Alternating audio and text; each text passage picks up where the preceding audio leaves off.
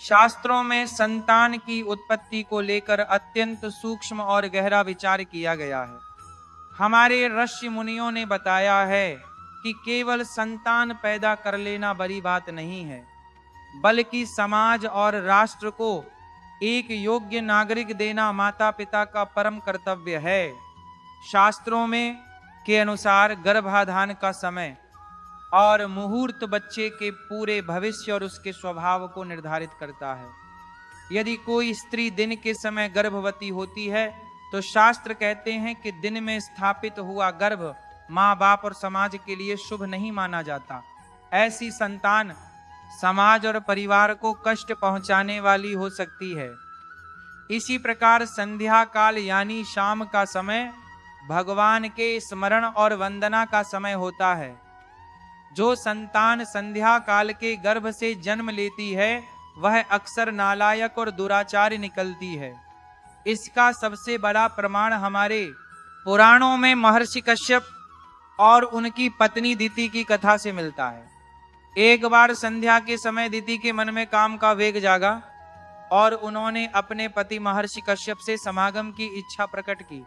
महर्षि कश्यप ने उन्हें बहुत समझाया कि देवी, यह समय संध्या पूजन का है, यह गर्भाधान का शुभ मुहूर्त नहीं है। अभी शिव के गण और शक्तियां आकाश में विचरण करती हैं, इसलिए इस समय संयम रखना चाहिए। परंतु दिति ने अपने पति की बात नहीं मानी और हठ किया। उस अशुभ समय में गर्भाधान होने के कारण ही हिरण्याक्ष और हिरण्यकश्यप जैसे भयानक राक्षसों का जन्म हुआ, जिन्होंने पूरे ब्रह्मांड में त्राही त्राही मचा दी थी। शास्त्र स्पष्ट कहते हैं कि यदि आप श्रेष्ठ संतान चाहते हैं तो आपको संयमी गृहस्थ बनना होगा। पत्नी के साथ रहते हुए भी इंद्रियों पर नियंत्रण रखना अनिवार्य है। आज हमें झांसी की रानी लक्ष्मीबाई, विवेकानंद, महाराणा प्रताप और छत्रपति शिवाजी महाराज जैसी संतानों की आवश्यकता है। ऐसी संतानें केवल शारीरिक मिलन से नहीं बल्कि उच्च विचारों और सात्विक संकल्पों से पैदा होती हैं। यदि आप चाहते हैं कि आपका बच्चा आपके कुल और खानदान का नाम रोशन करे तो आपको गर्भाधान से जुड़े हर नियम का पालन करना पड़ेगा। राजा दशरथ ने प्रभु राम, लक्ष्मण, भरत और शत्रुघ्न जैसी दिव्य संतानें पाने के लिए पुत्रेष्टि यज्ञ किया था। जब माता पिता यज्ञ करते हैं, सात्विक आहार लेते हैं और शुभ मुहूर्त में प्रभु का ध्यान करते हुए गर्भ धारण करते हैं, तभी एक महान आत्मा उस कोख में जन्म लेती है। जब माता पिता का आचार विचार शुद्ध होता है तभी संतान श्रेष्ठ बनती है। मेडिकल विज्ञान भी यही कहता है कि माता पिता की शारीरिक बीमारियां बच्चों में आती हैं। जब बीमारियां आ सकती हैं तो माँ बाप के संस्कार और आचरण बच्चों में क्यों नहीं आएंगे। यदि बीज बबूल का होगा तो कांटे ही उगेंगे, और यदि आम की गुठली होगी तभी मीठे फल मिलेंगे। गाय का बच्चा गाय ही होता है और शेर का बच्चा शेर ही होता है। आप जैसे होंगे वैसी ही आपकी फसल तैयार होगी। आज के युग में विवाह के पहले ही युवक और युवतियों का आचरण बिगड़ चुका है। यदि विवाह से पूर्व लड़के और लड़कियों के अनेक मित्र होंगे और उनके मन में मर्यादा नहीं होगी तो उनकी आने वाली संतानें उनसे भी 10 कदम आगे निकलेंगी। यदि बीज ही दूषित है तो वृक्ष कभी फलदायी नहीं हो सकता। आज शादियों की स्थिति बड़ी दयनीय हो गई है। विवाह एक पवित्र यज्ञ है जिसमें अग्नि को साक्षी मानकर पाणी ग्रहण संस्कार किया जाता है, परंतु आज की शादियों में भक्ति और संस्कारों की जगह शराब और हुदंग ने ले लिया है। 90% शादियों में बाराती शराब के नशे में डूबे रहते हैं।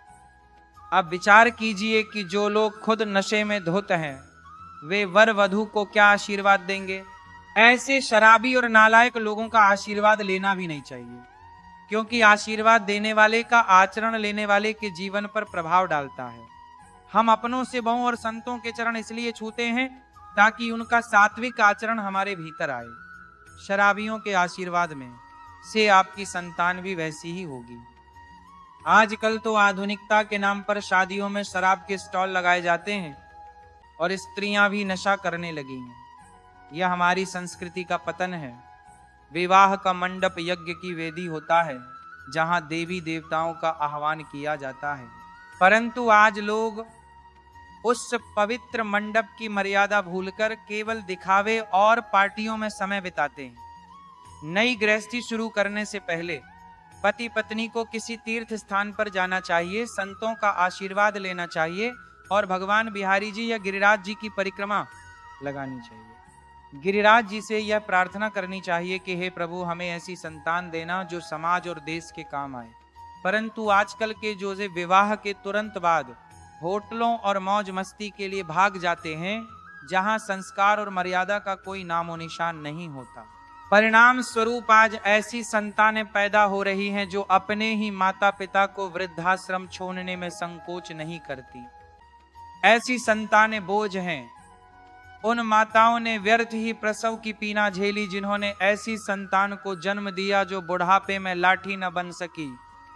जननी जने तो भक्त जने या दाता या शूर, वरना ऐसी कोख से तो बांझ रहना ही बेहतर था। विचार कीजिए कि अभिमन्यु ने युद्ध कला को अपनी माता सुभद्रा के गर्भ में ही सीख लिया था। ये इस बात का प्रमाण है कि गर्भ के दौरान माता के विचार बच्चे का चरित्र निर्माण करते हैं। यदि माता उस समय धार्मिक पुस्तकें पचेगी, भगवान का नाम लेगी, तो संतान भक्त होगी। यदि माता उस समय झगड़ा करेगी या गलत आचरण करेगी तो संतान वैसी ही होगी। जीजाबाई ने शिवाजी महाराज को बचपन से ही रामायण और महाभारत की कथाएं सुनाई थीं, तभी वे एक महान योद्धा और धर्म रक्षक बन सके। आज की माताओं को विचार करना होगा कि वे अपनी संतान को क्या दे रही हैं। यदि आप चाहते हैं कि आपका वंश अमर रहे और समाज में सम्मान पाए तो संस्कारों की ओर वापस लौटिए। पति और पत्नी को मिलकर एक दूसरे के पूरक बनना चाहिए और अध्यात्म के मार्ग पर साथ चाहिए। जब दो पवित्र आत्माओं का मिलन होता है तभी दिव्य संतान का अवतरण होता है। इसलिए विवाह को केवल शारीरिक सुख का साधन न मानकर इसे एक धार्मिक अनुष्ठान समझिए। अपने जीवन में संतों के वचनों को उतारिए और अपनी संतान को ऐसा बनाइए कि दुनिया कहे कि धन्य है वह माता जिसने ऐसे पुत्र को जन्म दिया। भक्ति और कर्तव्य के बीच सामंजस्य ही सुखी जीवन की कुंजी है। जब माता पिता अपनी मर्यादा में रहते हैं तभी उनकी संतान मर्यादा पुरुषोत्तम राम के पद चिन्हों पर चल पाती है। जीवन में सात्विक आहार, शुद्ध विचार और प्रभु की भक्ति को स्थान दीजिए, तभी आपका और आपके परिवार का कल्याण संभव है। समाज को सुधारने के लिए सबसे पहले घर की पाठशाला को सुधारना होगा और श्रेष्ठ संतान की उत्पत्ति के लिए नियमों का पालन करना होगा। यही सनातन धर्म का संदेश है और यही सुखद भविष्य का मार्ग है। श्रेष्ठ संतान के लिए माता पिता को स्वयं तपस्वी बनना पड़ता है, क्योंकि जो आग आपके भीतर होगी वही तपन आपकी संतान में भी दिखेगी। इसलिए अच्छे बीज बोइए ताकि फसल लहलहाए और आपका कुल धन्य हो जाए। भगवान की कृपा तभी होती है जब हमारा आचरण उनकी आज्ञा के अनुरूप होता है। इसीलिए उठिए और संकल्प लीजिए कि हम अपनी मर्यादा नहीं तोड़ेंगे और एक संस्कारवान समाज का निर्माण करेंगे। प्रभु की कृपा आप सब पर बनी रहे और आपके घर में भी ध्रुव, प्रहलाद और राम जैसी संतानें जन्म लें।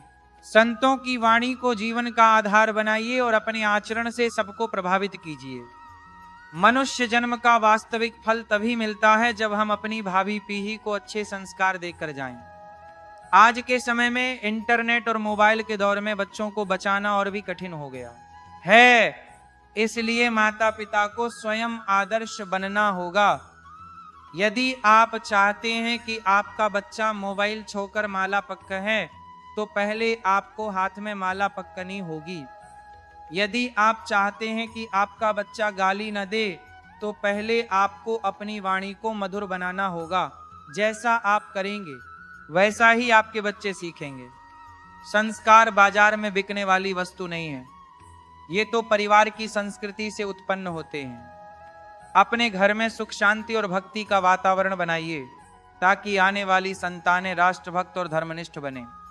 विवाह के समय अग्नि के 7 फेरे केवल रस्म नहीं हैं, वे 7 वचन हैं जो पति पत्नी को एक दूसरे के प्रति और समाज के प्रति बांधते हैं, उन वचनों का सम्मान कीजिए और एक आदर्श जीवन जीने का प्रयास कीजिए। जब आप पवित्र होंगे तभी आपकी सृष्टि पवित्र होगी। जीवन का प्रत्येक क्षण अनमोल है और हर निर्णय का प्रभाव हमारे भविष्य पर पड़ता है। इसलिए सावधानी बरतिए और धर्म के मार्ग पर चलिए।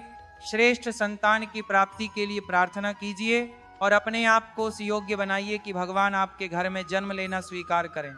जिस दिन भारत के हर घर में संस्कारों की गूंज होगी, उस दिन यह देश पुनः विश्व गुरु बन जाएगा। आप सब इस मार्ग पर चलें और एक सुंदर समाज का निर्माण करें।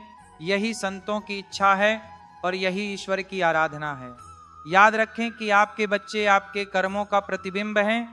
यदि प्रतिबिंब सुंदर चाहिए तो पहले चेहरे को साफ करना होगा, अर्थात स्वयं को शुद्ध करना होगा। अपने भीतर की बुराइयों को त्याग कर अच्छाइयों को ग्रहण कीजिए और अपनी संतान को एक उज्जवल भविष्य दीजिए। गृहस्थ जीवन कोई बोझ नहीं है। यदि इसे समझदारी से निभाया जाए तो यह मोक्ष का द्वार भी बन सकता है। पति और पत्नी एक दूसरे के मित्र और मार्गदर्शक बने और मिलकर एक ऐसा संसार रचें जहां केवल प्रेम और भक्ति का वास हो। आजकल लोग शादी में करोड़ रुपए खर्च करते हैं, लेकिन संस्कारों पर एक पैसा भी खर्च करो नहीं करना चाहते। शादियों में शोर शराबा और डीजे के शोर में मंत्रों की आवाज दब जाती है। ये हमारी अज्ञानता है। हमें समझना होगा कि विवाह कोई मनोरंजन नहीं बल्कि दो आत्माओं का आध्यात्मिक मिलन है। यदि नींव मजबूत होगी तभी उस पर खचा महल सुरक्षित रहेगा।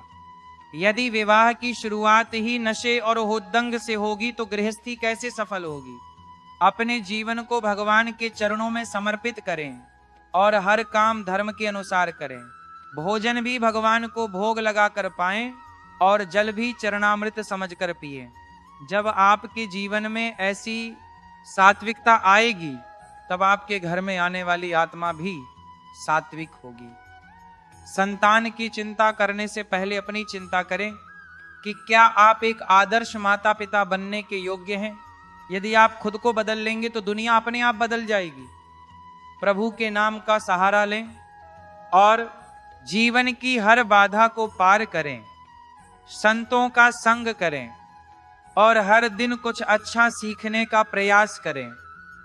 जीवन में जब तक अनुशासन नहीं होगा तब तक सफलता कोसों दूर रहेगी।